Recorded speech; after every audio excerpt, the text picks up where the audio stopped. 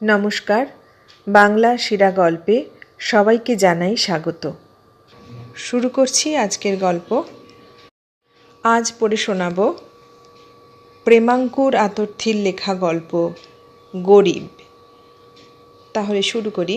গল্পের নাম গরিব। লক্ষণ জাতে মুচি, কিন্তু সে জাত ব্যবসা করতো না। 13-14 বছর বয়সে যখন তার বাপ মারা যায়, তখন সে পাঠশালে পড়ছিল। গাঁয়ের ভদ্রলোক মুরব্বীরা লক্ষণের বাপ মুকুন্দকে প্রায়ই বলতো, মুচির ছেলের আবার পাঠশালা কেন রে? জাত ব্যবসা শিখিয়ে নিজের কাজে লাগিয়ে দে। ছেলেকে পাঠশালে দেওয়ার জন্য মুকুন্দ গাঁয়ের লোকদের কাছে প্রায়ই খোঁচা খেত বলে তার মনের মধ্যে একটা জায়গা অত্যন্ত দুর্বল হয়ে পড়েছিল। এইখানে আঘাত লাগলেই সে সংকুচিত হয়ে বলে ফেলত, এইবার কটা দিন গেলেই ছেলেকে কাজে লাগিয়ে দেব। মুচি হয়ে ছেলেকে লেখাপড়া শেখাবার এত আগ্রহ দেখে তার স্বজাতি ও গ্রামের অন্য লোকেরা বিরক্ত তো হতোই, বিস্মিতও বড় কম হতো না। মুচির ছেলে হলেও অতি শৈশব থেকেই পড়াশোনা করার দিকে লক্ষণের বিশেষ ঝোঁক ছিল। গাঁয়ের ছোট ছোট ছেলেরা যখন তল্পি বগলে নিয়ে পাঠশালার গল্প করতে করতে তাদের বাড়ির সামনে দিয়ে চলে যেত, তখন লক্ষণ তার মার কাছে গিয়ে আবদার ধরত, মা, আমায় পাঠশালে নিয়ে চল। বালকের আগ্রহ দেখে মুকুন্দ গ্রামের গুরুমশায় রঘুনাথ চাটুর্যের কাছে গিয়ে ধর্ণা দিয়ে পড়ল। তার ভয় ছিল যে গুরুমশায় হয়তো মুচির ছেলেকে তার পাঠশালে নেবেন না, কিন্তু তিনি আগ্রহের সঙ্গে তার ছেলেকে নিতে রাজি হওয়ায় একদিন মুকুন্দ শিশু লক্ষণের হাত ধরে পাঠশালায় দিয়ে এলো। রঘুনাথ চাটুর্যের 3 কুলে কেউ ছিল না। তার কয়েক ঘর প্রজা ছিল, তারাই দয়া করে যা দিত তাই দিয়ে তার গ্রাসাচ্ছাদন চলত। ছেলে পড়ানো রঘুনাথের এক বাতিক ছিল। কবে থেকে যে তিনি এই কাজ করছেন তার সাক্ষী দেবার লোক গ্রামের মধ্যে ছিল না বললেও চলে। এখনকার পিতামহ সম্প্রদায়ের অনেকেই তার ছাত্র। রঘুনাথ গ্রামের কারো সঙ্গে মিশতেন না। সকাল থেকে সন্ধ্যা অবধি ছেলে পড়িয়ে তারপর নিজে হাতে রেঁধে খেয়ে অনেক রাত্রি অবধি পড়াশুনো করে তিনি শুয়ে পড়তেন। বহুদিন থেকে এই নিয়মই চলে আসছে। গ্রামের মধ্যে বাস করেও তিনি গ্রাম ছাড়া গোছের লোক ছিলেন। লক্ষণ পাঠশালায় ভর্তি হওয়া মাত্র গ্রামের ভদ্রলোক সম্প্রদায়ের মধ্যে একটা শোরগোল পড়ে গেল। ব্রাহ্মণ, কায়স্থ, বৈদ্য, বেনে, সোনার বেনে সকলের মুখেই এক কথা, বলো কি হে, মুচির ছেলে পাঠশালায়? গ্রামের কয়েক ঘর নমশূদ্র 2 পুরুষ থেকে লেখাপড়া শিখে ভদ্রলোকের পৈঠায় উঠেছিল। তাদের মধ্যে কেউ কেউ মোটা মাইনের সরকারি চাকরি করে 2 পয়সার সংস্থানও করেছে। মুচির ছেলে পড়তে শুরু করেছে শুনে তারাও বিস্মিত হয়ে গেল। তাই তো, বলো কি হে? গ্রামের মুরব্বীরা রঘুনাথকে গিয়ে বললে, চাটুর্যে মশাই, এটা কি ভালো হলো? ছেলের সঙ্গে মুচির ছেলে একসঙ্গে বসে পড়বে? রঘুনাথ হেসে বললেন, তাতে দোষটা কি হয়েছে? রঘুনাথের উত্তর শুনে আশ্চর্য হয়ে তারা পরস্পরের মুখ চাওয়াচাই করতে লাগল, যেন দোষটা অন্যের মুখের ওপর লেখা আছে। মুখ দেখাদেখির পালা সাঙ্গ হলে হরিহর ভট্টাচার্য এগিয়ে এসে বললে, তাহলে আমাদের ছেলেদের আর এখানে রাখা চলে না। হরিহরের কথা শুনে মুরব্বীদের মুখে একটা প্রসন্নতার হাসি ফুটে উঠল। ভাগ্যে হরিহর সঙ্গে এসেছিল। হরিহরের কথা শুনে রঘুনাথ কিছুক্ষণ গুম হয়ে বসে রইলেন। তারপরে একটা দীর্ঘ নিঃশ্বাস ফেলে তিনি বললেন, সে তোমাদের অভিরুচি, ছেলে পড়ানোর জন্য আমি কারো কাছ থেকে একটি কপর্দকও গ্রহণ করি না। মুকুন্দর ছেলের বুদ্ধি তোমাদের কারো ছেলের চেয়ে কম নয়, আর কমই হোক কি বেশিই হোক, আমার কাছে সে যখন পড়তে এসেছে তখন আমি তাকে শিক্ষা দেবই। এতে যদি আমার এখানে ছেলে পাঠাতে কারো আপত্তি থাকে সে যেন না পাঠায়। মুরব্বীরা আর বাক্যব্যয় না করে ফিরে এলেন। তাঁদের ছেলেরাও পাঠশালে যেতে লাগলো। কিন্তু কিছুদিনের মধ্যেই গ্রামময় রাষ্ট্র হয়ে গেল যে লক্ষণ মুচিনির গর্ভে জন্মালে কি হবে ও মুচির ছেলে কখনোই নয়। মুচির ছেলের কখনো অত বুদ্ধি হয়? বাপের মৃত্যুতে লক্ষণ দুনিয়া অন্ধকার দেখলে। একে সে জাত ব্যবসা শেখেনি, বাপের এমন সংস্থানও নেই যে দুদিন বসে খাওয়া চলবে। মুকুন্দর কয়েক বিঘা জমি ছিল, জাত ব্যবসা ছাড়া সে ভাগে চাষও করত। বাপের মৃত্যুতে লক্ষণ নিজে চাষবাস শুরু করলে। সেই অল্প বয়সে সাহায্যহীন হয়েও দুঃখে সুখে সে নিজের সংসার একরকমে চালিয়ে নিয়ে চলেছিল, কারো কাছে হাত পাততে হয়নি। বাপের মৃত্যুতে পাঠশালায় যাওয়া বন্ধ করতে হলেও লেখাপড়ার চর্চা লক্ষণ কোনো দিনই ছাড়েনি। অবসর পেলেই সে তার গুরুমশায়ের কাছে গিয়ে বসত, তার কাছ থেকে নানা বিষয়ের বই নিয়ে এসে বাড়িতে পড়ত। কোনো জায়গায় বুঝতে না পারলে রঘুনাথকে গিয়ে জিজ্ঞাসা করত। রঘুনাথ কলকাতা থেকে খান কতক দৈনিক কাগজ আনাতেন। ইদানিং চোখের জ্যোতি কমে আসায় তিনি রাত্রে আর পড়তে পারতেন না। লক্ষণ রোজ সন্ধ্যাবেলা গুরুর বাড়ি গিয়ে তাকে কাগজগুলো পড়ে শুনিয়ে আসত। এই দুটি গুরু আর শিষ্যে, ব্রাহ্মণ আর মুচিতে এমন একটা বাঁধন কোথায় লেগে গিয়েছিল যেটা কোনো দিনই ছেড়েনি কিংবা আলগা হয়নি। রঘুনাথের মৃত্যুর দিন পর্যন্ত লক্ষণ সমানভাবে তার সেবা করেছিল। গ্রামে আরও কয়েক ঘর মুচি ও হাড়ির বাস ছিল।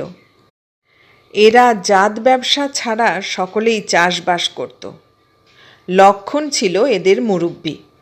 কোনো বিপদে পড়লে অথবা কোনো কাজের জন্য পরামর্শ করতে হলে আগে তারা গ্রামের ভদ্রলোকদের শরণাপন্ন হতো, কিন্তু লক্ষণ মাতব্বর হয়ে ওঠার পর এরা পরামর্শের জন্য তার কাছেই যেত এবং লক্ষণ তাদের জাত হয়ে তাদের মধ্যে থেকেই এমন যে একজন লায়েক হয়ে উঠেছে সেজন্য মনে মনে গর্বও অনুভব করত। উপরি 2 বছর অজন্মা হওয়ার পর খাজনা আদায়ের আগে জমিদারের নায়েব যখন বলে দিলেন যে জমিদারের ছেলের বিয়ের জন্য এবার 4 আনা করে মাথট দিতে হবে, তখন লক্ষণের অনুগতরা এসে তাকে ধরে পড়ল। দাদা বাঁচাও, তুমি নায়েব মশাইকে বলে এ বছরের খাজনাটা আমাদের রেহাই করিয়ে দাও। অজন্মা হওয়া সত্ত্বেও লক্ষণ জমিদারের খাজনাটা কোনো রকমে জোগাড় করে রেখেছিল। কিন্তু তার জাত ভাইরা বললে, তুমি যদি খাজনা দাও তাহলে আমাদের ওপর অত্যাচার হবে, নায়েব আমাদের জোত বেচে খাজনা আদায় করবে। তুমি আমাদের মুরব্বি হয়ে নায়েবকে গিয়ে বলো। কদিন ধরে পঞ্চায়েত বসবার পর একদিন বিকেলে লক্ষণ নায়েবের সঙ্গে দেখা করবার জন্য জমিদারি কাছারিতে গিয়ে উপস্থিত হলো। নায়েব তাকে দেখে জিজ্ঞাসা করলেন, সংবাদ কি বাপু? আজ্ঞে নায়েব মশাই, 2 বছর উপরি অজন্মা গিয়েছে, এবারও ফসল ভালো হয়নি, আপনি সবই তো জানেন। এবারে আমাদের খাজনাটা রেহাই দিতে আজ্ঞা হোক। নায়েব বললেন, হাসালে যে, ওদিকে জমিদার তাগাদা দিচ্ছেন খাজনার টাকা পাঠাও, মাথটের টাকা পাঠাও, আর এদিকে তোমরা বলছো খাজনা রেহাই দাও। ওসবে হবে না, খাজনা যার যার দিয়ে যেতে বলো। হাঙ্গামা করো না, হাঙ্গামা করলে আমাদের সঙ্গে পেরে উঠবে না। আগে টাকা না থাকলে কোথা থেকে খাজনা দেব? পেটে খেয়ে তবে তো জমিদারের খাজনা। লক্ষণের কথা থামিয়ে দিয়ে নায়েব একটা হুঙ্কার ছেড়ে বললেন, চোপড়াও শুয়োর, যত বড় মুখ নয় তত বড় কথা। আগে উনি পেটে খাবেন, তবে জমিদারকে খাজনা দেবেন। টাকা না থাকে হাল গরু বেচে খাজনা দাও। লক্ষণ হাত জোর করে বললে, আগে এবছর হাল গরু বেচে খাজনা দিলে ভবিষ্যতে যে কোনোদিনই খাজনা দিতে পারবো না। লক্ষণের কথা শুনে নায়েব স্তম্ভিত হয়ে গেলেন। মুচির সন্তানের এত বড় স্পর্ধা! তখনই তাকে জুতিয়ে সিধে করবার একটা দুর্দমনীয় ইচ্ছা তার শিরায় শিরায় লাফালাফি করতে লাগল। কিন্তু সদাশিব চৌধুরী নায়েবি করে চুল পাকিয়ে ফেলেছেন। জুতিয়ে সিধে করার আগে তিনি ভেবে দেখলেন যে লক্ষণ মুচির সন্তান হলেও লেখাপড়া জানা মুচি। তার উপরে প্রায় 150 ঘর প্রজা তার বিশেষ অনুগত। এক্ষেত্রে সদরে সংবাদ না দিয়ে এমন একজন মাতব্বর প্রজাকে সিধে করাটা যুক্তিসঙ্গত হবে না। রাগটা কোনো রকমে হজম করে ফেলে তিনি বললেন, খাজনা যদি দেবার ইচ্ছা না থাকে দিও না। কেমন করে খাজনা আদায় করতে হয় আমাদের জানা আছে। এই কথার ওপরে আর কিছু বলা বৃথা মনে করে লক্ষণ কাছারি থেকে ফিরে এসে সবাইকে জানিয়ে দিলে, খাজনা মাফ হবে না। যেমন করে পারো খাজনা দাও। হাল গরু বেচে খাজনা দাও। তোমাদের পেট ভরুক আর নাই ভরুক, জমিদারের পেট ভরানো চাই। বাড়িতে ফিরে এসে লক্ষণ ভাবতে বসল, কি করা যায়। এই যে কয়েক ঘর লোক আমারই মতো গরিব, তাদের দুঃখে সহানুভূতি পাবে বলে আমাকে এসে ধরেছে। এর কি কিছুই করতে পারবো না? একে ঘরে অন্ন নাই, মহাজনের সুদ গুনে পেট ভরে খাওয়ার কথা বেচারিরা ভুলে গিয়েছে। কিন্তু এবার অর্ধাসন সহ্য করে বলে কি অনশন সহ্য হবে? বছরে বছরে অজন্মা অনাবৃষ্টি লেগেই আছে। দেবতার সঙ্গে পাল্লা দিয়ে এই যে গরিবরা বুকের রক্ত জল করে পাথরের মতন মাটি চষে শস্য ফলায়, তাদের পেট কি কখনো ভরবে না? এর কি কোনো উপায় নেই? গরিব, তারা যে গরিব, তারা যে অভিশপ্ত। জন্মের সঙ্গেই ঈশ্বর তাদের কপালে অভিসম্পাতের টিকা পরিয়ে দিয়েছেন। ভেবে সে কিছুই ঠিক করতে পারল না। তার মাথা ঘুরতে লাগল। লক্ষণের ছেলে উদ্ভব কোথা থেকে খেলা করে বাড়িতে ফিরে এসে বাপকে বিষণ্ণ মুখে দরজার কাছে বসে থাকতে দেখে থমকে দাঁড়িয়ে গেল। খানিকক্ষণ বাপের মুখের দিকে চেয়ে থেকে সে বললে, তামাক দেব বাবা? লক্ষণ কোনো কথা না বলে ছেলের দিকে উদাস দৃষ্টিতে চেয়ে রইল। অস্ত অচলের শিখরে তখন মহা সমারোহে দিনের চিতা জ্বলে উঠেছিল। সেই অগ্নিশিখার জ্বালাময়ী স্পর্শে সমস্ত আকাশটা ঝলসে লাল হয়ে এই শ্যাম ধরনের শীতল পরশ পাবার জন্য উন্মুখ হয়ে থরথর করে কাঁপছিল। সে ছেলের মুখ থেকে দৃষ্টি ফিরিয়ে অবহেলায় একবার আকাশের দিকে চেয়ে আবার তাকে দেখতে লাগল। ওরে আমার পাগলা ছেলে, ওরে আমার বংশের দুলাল, এই গরিবের ঘরে কেন এসেছিস বাবা? গরিবের কি দুঃখ তা তো তুই জানিস না। এই রক্ত মাংসের শরীরে খিদের যন্ত্রণা যে কি যন্ত্রণা তা তুই এখনো বুঝিসনি। কিন্তু তোকে বুঝতেই হবে, একদিন বুঝতেই হবে, কিছুতেই নিস্তার নেই। উদ্ভব বাপের অশ্রুসজল চোখ দেখে আরও কাছে এসে জিজ্ঞাসা করলে, কি হয়েছে বাবা? লক্ষণের স্ত্রী বেঁচে নেই। সংসারে সে, তার মা ও একমাত্র ছেলে উদ্ভব। উদ্ভবকে বছরখানেকের রেখে তার স্ত্রী মারা যায়। তার ঠাকুরমাকেই সে মা বলে জানত। তাদের ঘরে 9-10 বছরের ছেলে সংসারের ও বাইরের অনেক কাজই করে, কিন্তু লক্ষণ তাকে কিছু করতে দিত না। গরিবের ছেলে বেঁচে থাকলে সারাটা জীবনই তো খেটে মরতে হবে। তবুও শেষ জীবনে কর্মক্লান্ত সন্ধ্যাবেলায় অতীতের কথা মনে করে দুর্বিষহ জীবনের কয়েকটা মুহূর্ত সুখে ভরে উঠবে, এই আশায় সে উদ্ভবকে এখনো কাজে লাগায়নি। এই স্মৃতি জপ করা গরিবের জীবনে যে কত বড় বিলাসিতা তা লক্ষণ ভালো করেই জানত। উদ্ভব কাছে এলে লক্ষণ তাকে বললে, এখানে বস, মনটা বড় খারাপ হয়ে গেছে বাবা, তাই চুপ করে বসে আছি।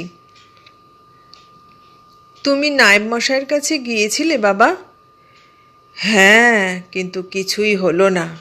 তিনি বলে দিলেন খাজনা সবাইকে দিতেই হবে, খাজনা জমিদার মাফ করবে না।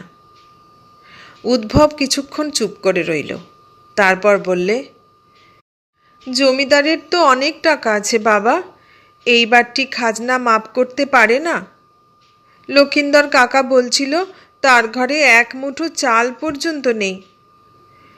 পারে না রে, পারে না। আমাদের কাছ থেকে টাকা নিয়েই তবে না তার অনেক টাকা।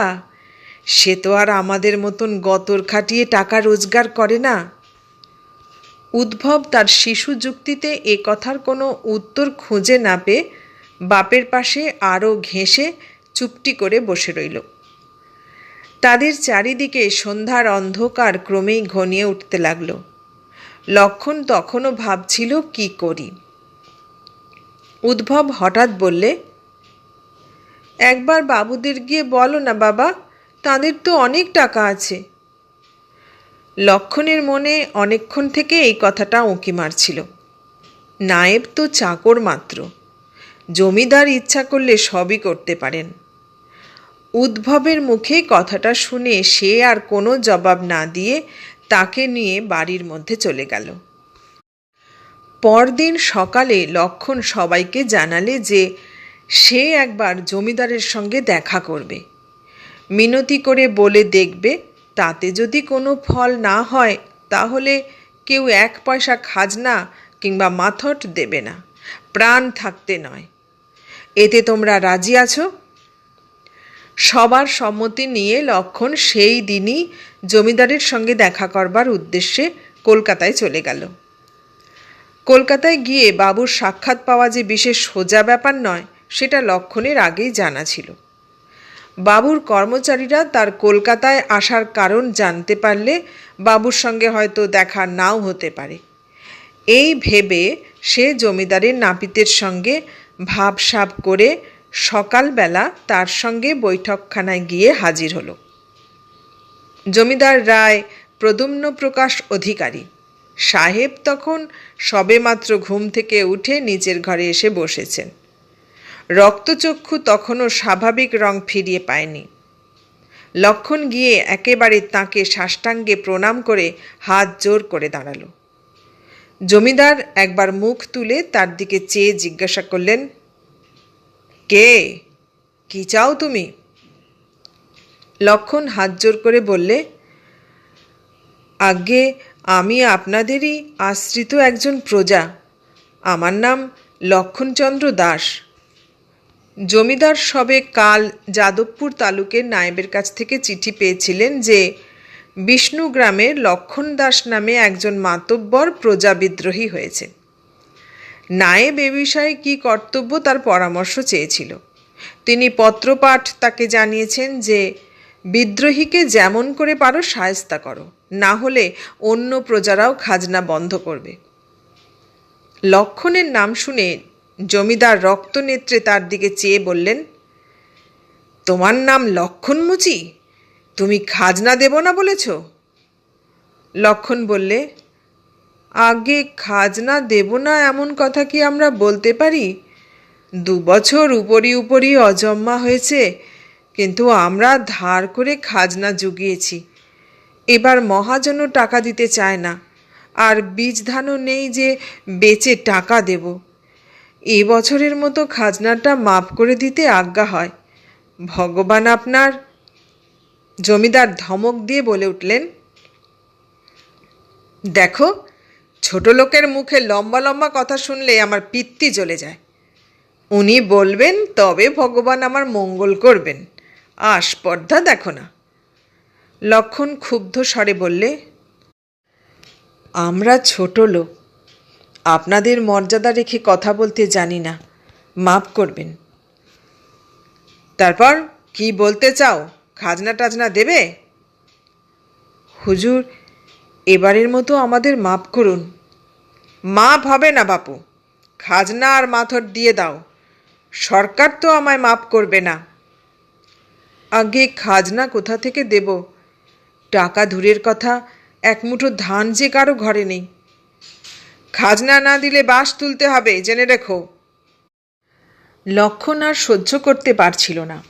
অনেক কথা তার বলবার ইচ্ছা হতে লাগলো, কিন্তু গ্রামের সেই ক্ষুধাতুর বন্ধুদের মিনতি ভরা মুখগুলো মনে করে সে নিজেকে কোনো রকমের সংবরণ করে শেষে বলে ফেললে, হুজুর, 10 বছর হলো এই তালুক কিনেছেন, আর আমরা 10 পুরুষ ধরে এই গ্রামে বাস করছি। আমাদের ভিটা ছাড়া করলে আপনাদের অকল্যাণ হবে। লক্ষণের কথা শুনে জমিদার বাবু তেলে বেগুনে জ্বলে উঠলেন। তিনি হাঁক ছাড়লেন, তবে রে, কে আছিস? 50 জুতো গুনে মেরে একে বাড়ি থেকে বের করে দে। তখনই কয়েকজন দারোয়ান এসে লক্ষণকে মারতে মারতে বাড়ি থেকে বের করে দিলে। রাস্তায় এসে লক্ষণ স্তম্ভিত হয়ে দাঁড়ালো। এতটা যে হবে তা সে ধারণায় আনতে পারেনি। রাগে, দুঃখে, অপমানে, ক্ষোভে কাঁপতে কাঁপতে সে স্টেশনের দিকে এগিয়ে চলল। পথ চলতে চলতে ভাবতে লাগলো যে সে কী এমন কথা বলেছে যার জন্য তাকে জুতো মেরে এমন করে তাড়িয়ে দেওয়া হলো। এর কি কোনো প্রতিবিধান নেই? কি প্রতিবিধান হবে? ধনী যে, সে যুগ যুগ ধরে গরিবকে এমনিভাবে জুতোই মেরে আসছে।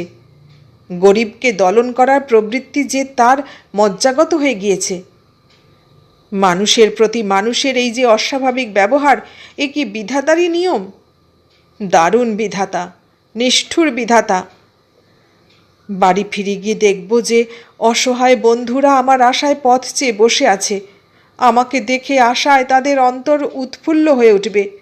তাদের গিয়ে কি বলবো? লক্ষণ যখন গ্রামে ফিরে এলো তখনও সন্ধে হতে অনেক দেরি। সে উদ্ভবকে ডেকে বললে, তোর লক্ষিন্দর কাকাকে বলে আয় আমি ফিরে এসেছি। আজ সন্ধেবেলা আমাদের বাড়ির সামনের মাঠে পঞ্চায়েত বসবে। সে সবাইকে যেন খবর দিয়ে এইখানে নিয়ে আসে।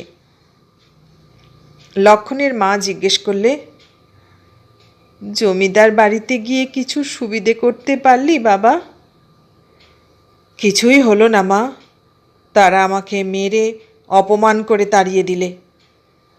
বৃদ্ধা পুত্রের গায়ে হাত বুলিয়ে দিতে দিতে বললে, তারা বড় লোক, তাদের সঙ্গে কি ঝগড়া করে পারবি বাবা? ঝগড়া করে পারবো না, কিন্তু টাকা না থাকলে দেবো কোথা থেকে? নে, তুই এখন নে, খেয়ে নে। কাল সারাদিন নায়েব কাছারি থেকে 2 বার পেয়াদা এসেছিল ডাকতে। লক্ষণ একটা দীর্ঘ নিঃশ্বাস ছেড়ে বললে, আর নায়েব কাছারি, খাজনার জন্য যে কটা টাকা রেখেছিলুম, কলকাতায় যেতে আসতেই তো তার অর্ধেক খরচ হয়ে গেল। এখন কেটে ফেললেও আর একটি পয়সা বেরুবে না। লক্ষণের মা তাকে তাড়া দিয়ে বললে, যা, তুই নাইতে যা, আমি ভাত চড়িয়ে দিয়েছি। সন্ধ্যের পর লক্ষণের বাড়ির সামনে মাঠের ওপর দলে দলে লোক এসে জুটতে লাগল। পঞ্চায়েতের খবর সদাশিব চৌধুরীর কানে সন্ধ্যের আগেই গিয়ে পৌঁছেছিল। তিনি 10-12 জন পাইক পাঠিয়ে দিয়েছিলেন, কিন্তু তারা ফিরে এসে খবর দিলে যে সেখানে প্রায় 200 লোক জমায়েত হয়েছে। 2-10 জন পাইকের কর্ম নয়, তাতে ঘায়েল হবার সম্ভাবনা আছে। সংবাদ দিয়ে নায়েব তাদের নিজের কাজে যেতে বলে নিশ্চিন্ত মনে ঘরে গিয়ে বসলেন। সন্ধ্যার অন্ধকার তখন বেশ নিবিড় হয়ে এসেছে। লক্ষণের চালাবাড়ির সামনে মাটির ওপর সব লোক বসে গিয়েছে। অন্ধকারে কিছুই দেখা যায় না। কেউ মাথা নাড়লে তবে বুঝতে পারা যায় যে লোক আছে। লক্ষণ ধীরে ধীরে বাড়ি থেকে বেরিয়ে তাদের সামনে এসে দাঁড়িয়ে সবাইকে সম্বোধন করে বললে, বন্ধু সব, একটা কথা জানাবার জন্য তোমাদের আজ এখানে ডেকেছি। অনেকগুলো গলা একসঙ্গে চেঁচিয়ে উঠল। বলো, তোমার কথাই আমরা শুনব, আমরা আর কাউকে জানি না। লক্ষণ বললে, সবার আগে তোমাদের জানিয়ে রাখি, আমি যে জন্য কলকাতায় গিয়েছিলুম সে কাজ করে আসতে পারিনি। জমিদার বলে দিয়েছেন খাজনা দিতেই হবে, না দিলে বাঁশ তুলতে হবে। তার ওপর জমিদার আমায় জুতো মেরে বাড়ি থেকে বের করে দিয়েছে। কি বললে? জুতো মেরেছে? একজন লোক দাঁড়িয়ে উঠে বললে, জুতো মেরেছে? জুতো মারার কথা শুনে সবার মধ্যে একটা চাঞ্চল্যের সাড়া পড়ে গেল। কেউ বলতে লাগলো, গরিব বলে জুতো মারবে? কেউ বললে, আস্পর্ধা দেখেছ? দেখতে দেখতে সবাই উত্তেজিত হয়ে তৃণাসন ছেড়ে উঠে পড়ল। সকলের মুখে এক কথা, কিছুতেই খাজনা দেব না। হঠাৎ তাদের সকলের গলা ছাপিয়ে লক্ষণের গলা উঠল, শান্ত হও, মিথ্যে আস্ফালন করো না। লক্ষণের কথা শুনে আবার তারা বসে পড়ল। সভাক্ষেত্র আবার নীরব। লক্ষণ বললে, ভাই সব, আমরা গরিব, আমাদের দুবেলা পেট ভরে অন্ন জোটে না। অন্ধকারের বুক চিরে সহস্র বৎসরের ক্ষুধা করুণ স্বরে আর্তনাদ করে উঠল, গরিব ভাই, আমরা বড় গরিব, পেট ভরে খেতে পাই না আমরা। লক্ষণ বলতে লাগলো, চুপ করো, আগে আমার কথা শেষ হতে দাও। আমরা গরিব বটে, কিন্তু একবার ভেবে দেখো, আমরাই পৃথিবীর সমস্ত লোককে লালন পালন করছি। মানুষের জ্ঞান হবার আগেই আমরা তাদের আনন্দের জন্য খেলনা তৈরি করে রাখি, তাদের সুখের জন্য দোলনা তৈরি করে দিই। নিজের ছেলে ফেলে রেখে ধনীর ছেলেকে আমরা বুকে করে মানুষ করি। আমরা প্রাণপণ যত্নে খাবার তৈরি করে নিজে অনাহারে থেকে তাদের মুখের কাছে আমাদের অন্ন ধরে দিই। সমস্ত জীবন ধরেই তাদের বিলাসের সামগ্রী জুগিয়ে চলি। তারা মরে গেলে আমরা গরিবরাই তাদের শ্মশানে মুর্দা ফরাসের কাজ করি। আমরা মানুষের জন্ম থেকে মৃত্যু পর্যন্ত তাদের এইভাবে সেবা করে চলেছি। এর বিনিময়ে আমরা ধনীর কাছ থেকে দাম পাই বটে, কিন্তু আমরা যে বিশ্বস্ততার সঙ্গে যুগ যুগ ধরে তাদের ষোড়শোপচারে পুজো করে আসছি, তার পুরস্কার আমরা কি পেয়েছি তাদের কাছ থেকে?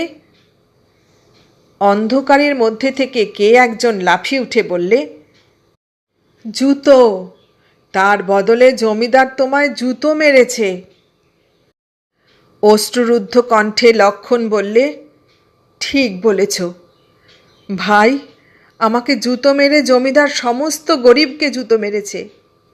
প্রাণদাতা অন্নদাতাদের প্রতি সে এইভাবে তার কৃতজ্ঞতা দেখিয়েছে। কিন্তু আর আমরা সইব না, না আর সহ্য করব না। জমিদার বলেছে খাজনা দিতেই হবে, নায়েব বলেছে মাথট না দিলে মাথা যাবে, আমরা মাথাই দেব। হ্যাঁ, আমরা মাথাই দেব, মাথট দেব না। টাকা না থাকলে কোথা থেকে দেব? পেটে খেতে পাচ্ছি না, খাজনা দেব কোথা থেকে? সেদিনকার পঞ্চায়েতে ঠিক হয়ে গেল খাজনা কেউ দেবে না। পরদিন সকালে লক্ষণ কাজে বেরুচ্ছে, এমন সময় কাছারি থেকে দুজন পাইক এসে লক্ষণকে ডেকে নিয়ে গেল।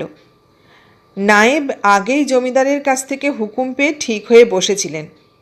তার ওপর লক্ষণ যে তাকে অবজ্ঞা করে জমিদারের কাছে গিয়েছিল ও সেখান থেকে ফিরে এসে পঞ্চায়েত করেছিল, এ সমস্ত সংবাদই তিনি পেয়েছিলেন।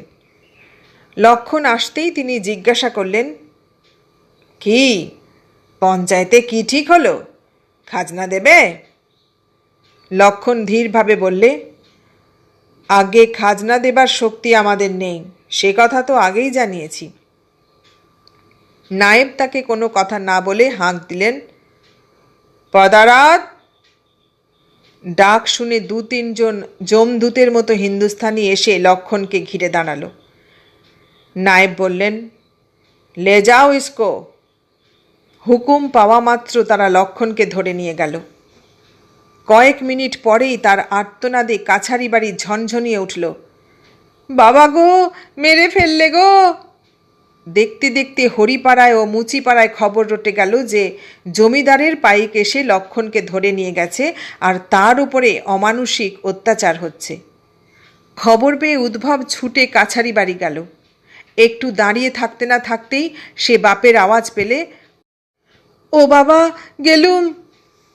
সে ছুটে বাড়ি এসে তার ঠাকুরমাকে বললে, মা, জমিদারের লোকেরা বাবাকে মেরে ফেললে। লক্ষণের লোকেরা অসহায়ের মতো চারিদিকে ছুটোছুটি করে বেড়াতে লাগলো।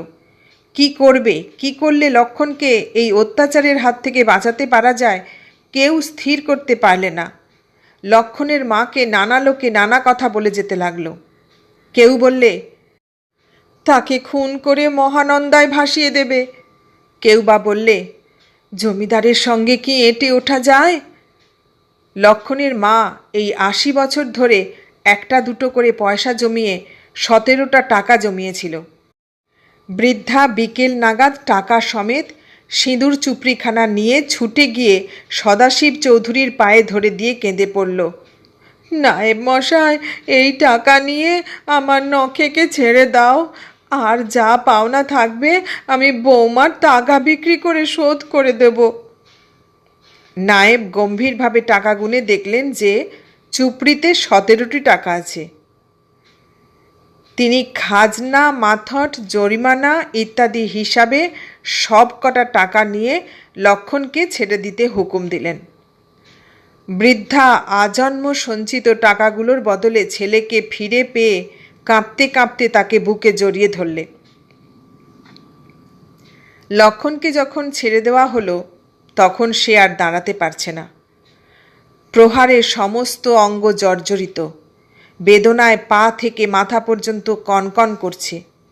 কোনো রকমে সে বৃদ্ধা জননী ও উদ্ভবের ওপর ভর দিয়ে বাড়ি এসে বিছানায় শুয়ে পড়ল। তখনও সন্ধ্যা হয়নি, বাইরে একটু আলো আছে। লক্ষণের ঘরের মধ্যে একটু একটু করে সন্ধ্যায় আবছায়া ঘনিয়ে উঠছিল। মূর্ছিত প্রায় বাপের মাথায় উদ্ভব জলপটি লাগিয়ে দিয়ে তাকে ধীরে ধীরে বাতাস করছিল আর ভাবছিল। কত কথাই ভাবছিল, তার কিছু ঠিক ঠিকানা নেই। লক্ষণের কোনো সাড়া শব্দ না পেয়ে তাকে ঘুমন্ত মনে করে সে আস্তে আস্তে ঘর থেকে বেরিয়ে একেবারে নায়েবের কাছারির দিকে ছুটল। কাছারির কাজ তখন শেষ হয়ে গিয়েছে। নায়েব ও আরও 2-3 জন কর্মচারী নিয়ম মতো সান্ধ্য রসায়ন পান করে মেজাজটা একটু প্রফুল্ল করবার চেষ্টা করছেন। সদাশিবের মেজাজ আজ ভারী খুশি। লক্ষণ শায়েস্তা হয়েছে, এখন আর কেউ খাজনা ফেলে রাখতে সাহস করবে না এই ভেবে। এমন সময় উদ্ভব সেখানে গিয়ে হাজির হলো। নায়েব তাকে দেখে একটু হেসে বললেন, কে রে, কি চাস এখানে? উদ্ভব উদ্ধত সুরে বললে, তোমরা আমার বাবাকে মেরেছ কেন? নায়েব চক্ষু বিস্ফারিত করে জিজ্ঞাসা করলেন, কে রে তুই? লক্ষণ মুচির ছেলে না? হ্যাঁ, তোমরা আমার মাকে ফাঁকি দিয়ে টাকা চুরি করেছ, চোর কোথাকার। তবে রে, বলে নায়েব টলতে টলতে উঠে এসে উদ্ভবের গালে এক চর কষিয়ে দিলে। উদ্ভব ঘুরতে ঘুরতে মাটিতে পড়ে গেল। কাছেই তামাক সাজবার জন্য আগুন ভরা একটা মালসা ছিল। উদ্ভব উঠেই সেই মালসাটা তুলে নায়েবকে লক্ষ্য করে ছুঁড়ে মারলে। মালসা নায়েবের গায়ে পড়ল না বটে, কিন্তু দপ্তরের ফরাসের ওপর আগুন পড়তেই সেখানে একটা হইচই বেঁধে গেল। সামাল, সামাল! দারোয়ান, চাকর চারিদিক থেকে বেরিয়ে উদ্ভবকে ধরে ফেললে। তারপর তার উপরে কিল, লাথি। শেষে মূর্ছিত প্রায় উদ্ভবকে টেনে নিয়ে গিয়ে তারা কাছারি বাড়ির বাইরে ফেলে দিলে। বাইরে বেরিয়ে 2-1 পা যেতে না যেতেই সে অজ্ঞান হয়ে একটা ঝোপের পাশে পড়ে গেল। উদ্ভবের যখন জ্ঞান হলো তখন অন্ধকার, চারিদিকে গাঢ় অন্ধকার। নিশিথিনী হাজার পায়ে জোর পায়ে দিয়ে পৃথিবী দাপিয়ে ছুটে চলেছে, ঝম ঝম ঝম। উদ্ভব কোনো রকমে নিজের দেহটাকে টেনে নিয়ে সেই ঝিল্লি মুখরিত বনপথ দিয়ে বাড়ি ফিরে চলল। মুচির ছেলে, গরিবের ছেলে। বাড়ির দরজা খোলা ছিল। সে দেয়ালে ভর দিয়ে কোনো রকমে লক্ষণের ঘরের মধ্যে গিয়ে ঢুকল। এমনিতে সে চোখে দেখতে পাচ্ছিল না, তার উপরে ঘরের মধ্যে গাঢ় অন্ধকার। তার মনে হতে লাগল বাইরের যত অন্ধকার যেন তার সঙ্গে ঘরের মধ্যে ঢুকে গিয়ে দাঁড়ালো। তারপর একখানা হাত বাপের বুকের ওপর রেখে ডাকলে, বাবা। ঘুমন্ত লক্ষণ চমকে উঠে তার দুখানা আহত হাত দিয়ে উদ্ভবের হাতখানা চেপে ধরে বললে, কে? উদ্ভব, কোথায় গিয়েছিলি বাবা? উদ্ভবের গলাটা কে যেন দুহাতে চেপে ধরতে লাগল। অশ্রু বিজড়িত কণ্ঠে সে বললে, ওরা আমায় মেরেছে বাবা, বড্ড মেরেছে। লক্ষণ উদ্ভবকে পাশ থেকে তুলে নিয়ে বুকে চেপে ধরে তার জ্বরতপ্ত দেহ দিয়ে পুত্রের বেদনা শুষে নিতে লাগল। এতক্ষণ শুনলেন প্রেমাঙ্কুর আতর্থীর লেখা গল্প গরিব। কেমন লাগলো গল্পটা? ভালো লাগলে লাইক, কমেন্ট, শেয়ার করবেন। আর নতুন বন্ধু হলে সাবস্ক্রাইব করার অনুরোধ রইল। সবাইকে অনেক ধন্যবাদ জানিয়ে আজ এখানে শেষ করলাম।